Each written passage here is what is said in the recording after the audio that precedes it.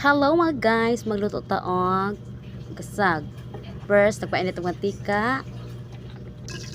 Pagibutan na din ako ang sibuyas o ahos. Maura simple lang atong lamas. Tapos, butang po tagpaminta pampawala sa langsa. Nga niragid ka simple ang ato ang pagluto ani ato ang adobong alimasag.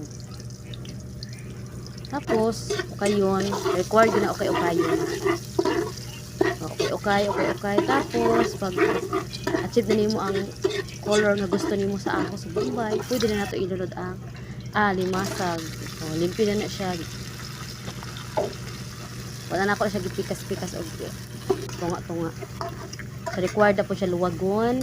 Ukayon yun ano to siya. Required yun ang mag-ukay. Sana all okay. Tapos, pagkahuman, butangan nato na siya og kanang ginisa mix. Mas prefer na kong ginisa mix kaysa magic.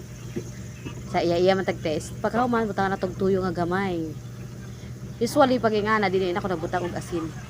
Tuyo lang ako ang gamit. Para lami siya. Tapos, butangan po na to siya og suka. Lami kay kung suka, halang kaayo. Daghan kay sili. Lami siya bisan asa dapat mo sawan or sa balot basta. Tapos butangan po nato siya gamay lang nga tubig. Para sakto lang ginamaluto ang ato ang alimasag.